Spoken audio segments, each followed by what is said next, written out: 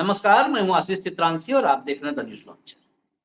क्या योगी आदित्यनाथ के खिलाफ ऑपरेशन का सेकंड पार्ट शुरू हो गया है? और क्या इसी सेकंड पार्ट को देखते हुए योगी आदित्यनाथ फिर से आक्रामक हो चले हैं? ये दिल्ली और लखनऊ के बीच की जंग में अब कौन-कौन से मोहरे हैं नए?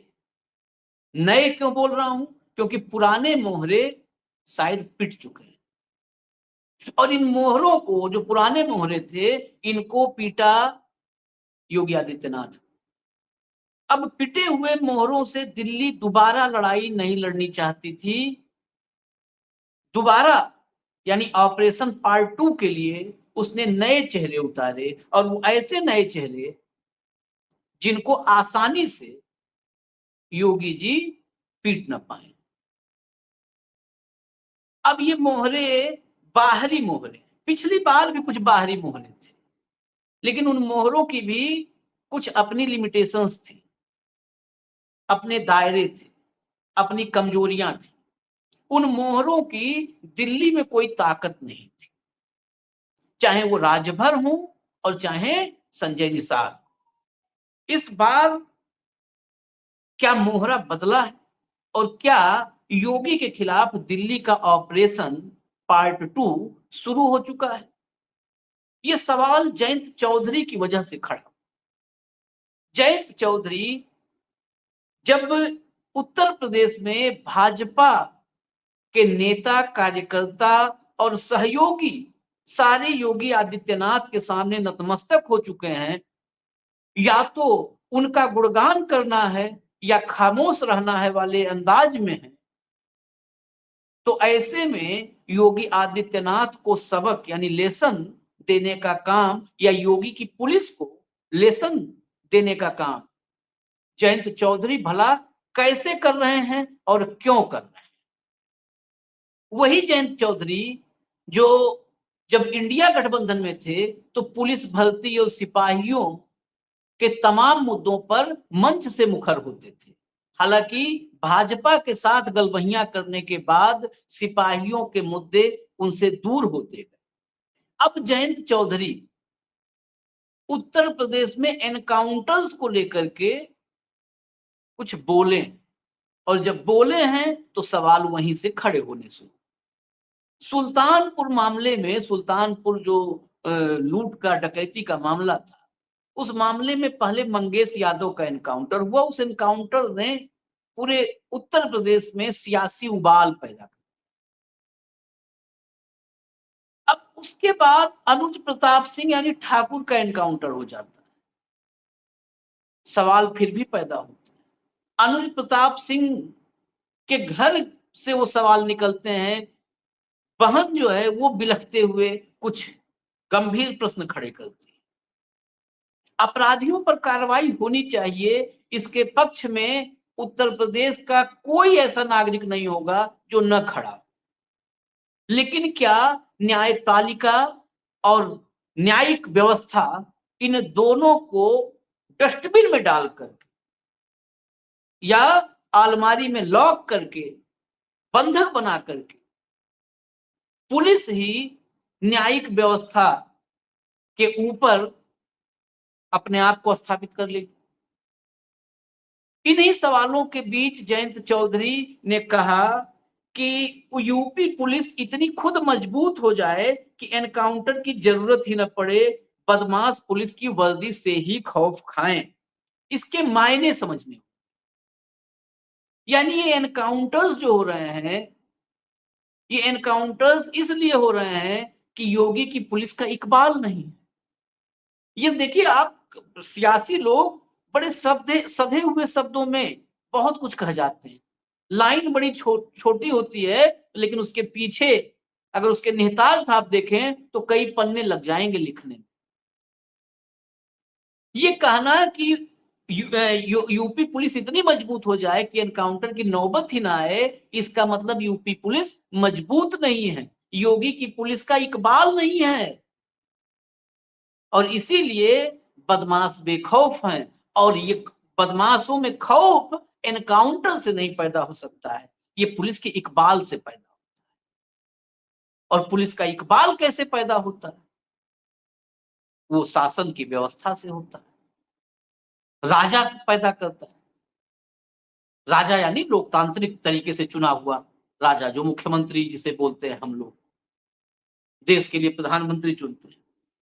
जयंत ने सिर्फ एनकाउंटर पर सवाल नहीं खड़ा किया। जयंत चौधरी योगी आदित्यनाथ सरकार में कई फैसलों पर कभी कम कभी ज्यादा सरकार के फैसले के खिलाफ प्रतिक्रिया देते रहे।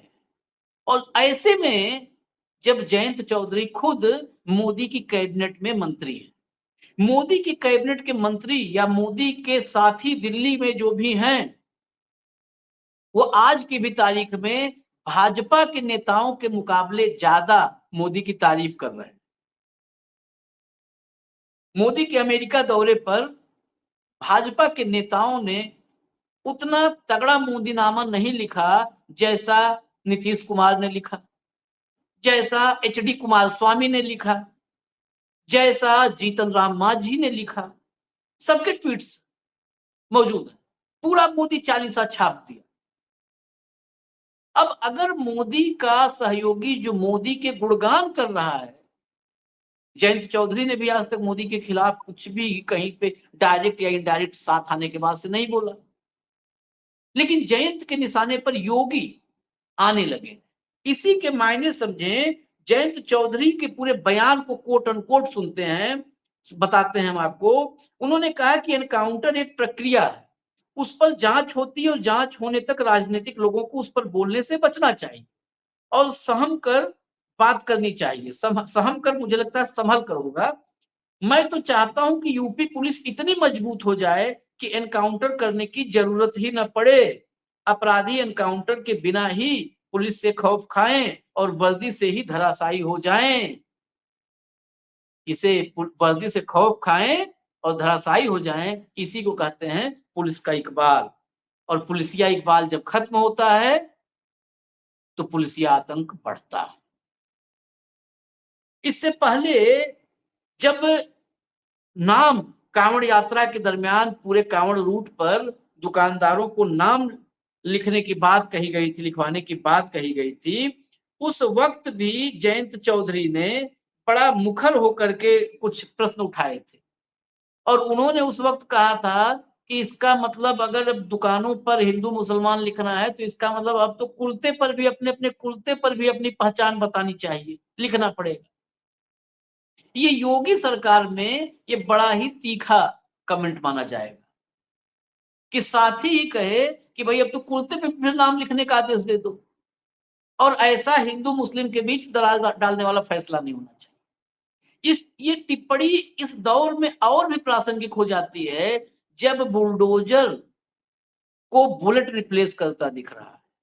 बुलडोजर पर जब बवाल बढ़ा, मामला सुप्रीम कोर्ट तक गया और सुप्रीम कोर्ट का हथौड़ा बुलडोजर पर चला, ब्रेक लगता हुआ दिखने लगा। हालांकि अभी भी बहराइच में बुलडोजर एक्शन खबरों में है, उत्तर प्रदेश के बहराइच जिले, वहां पर दर्जन डेढ़ दर्जन से ज्यादा घरों पर बुलडोजर चले हैं। लेकिन जब सुप्रीम कोर्ट बुलडोजर पर लगातार निगाहें रखा हुआ है, अभी तो बुलडोजर कार्रवाइयां हो सकता है अगली सुनवाई में कहीं अवमानना में न आ जाए और राज्य सरकारों को सुप्रीम कोर्ट में दस्तक देनी पड़े। तो ऐसे में क्या बुलडोजर को ये बुलेट रिप्लेस कर रहा है?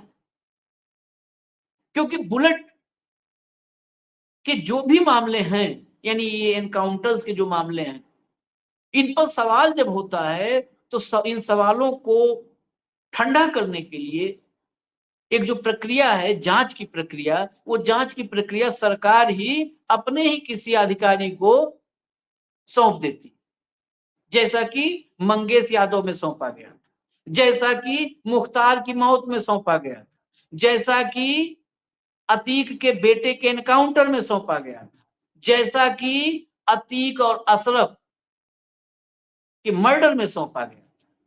तो घटनाएं, ये आए दिन ऐसी घटनाएं हैं जिस पर राजनैतिक से लेकर के और आम जनमानस के बीच तक सवाल खड़े हो रहे हैं। लेकिन उन सवालों का जवाब जब मांगा जाता है तो सरकारी महकमे में बैठा ही योगी सरकार का ही कोई अफसर उसकी जांच करने लगता है। और वो जांच रिपोर्ट जब आती है तो अब कई बार, जैसे मैंने मंगेश के एनकाउंटर का सवाल था तो आयोग बना था, उस समय भी ये बात कही थी। जो मुख्तार की मौत पर जो नतीजे आए हैं, इस पर हमने पहले भी कई बार चर्चा की थी और करीब करीब उम्मीद भी थी ऐसे ही रिपोर्ट की। तो अपने ही जांच भी करते हैं, अपने ही सवालों के घेरे में भी होते हैं और अपने ही फाइनल नतीजा भी बता देते हैं कि जांच की रिपोर्ट ये आई है और जैसा सरकार ने बताया था वही सही है, जैसा पुलिस ने बताया था वैसा ही सही है। इन सवालों के बीच क्या ये, फिर वही बात, क्या ये योगी आदित्यनाथ को हटाने के लिए ऑपरेशन पार्ट 2 है? ये सवाल है। इस सवाल के जवाब आपके ज़रिए हम चाहते हैं कमेंट बॉक्स में आए। और क्या ये ऑपरेशन, अब इसमें और नए चेहरे कुछ जुड़ेंगे ऑपरेशन पार्ट 2 में? क्योंकि पुराने चेहरे, जिसमें सबसे बड़ा चेहरा और फ्रंट फेस जो था केशव मौर्य का, वो कई, ये पिछले कार्यकाल में भी ये चेहरा आगे आया कई बार। इस कार्यकाल में तो पूरा 1 महीना घमासान मचा रहा उत्तर प्रदेश में, रोज बयानबाजी। उसके बाद ये दगा कारतूस हो गया।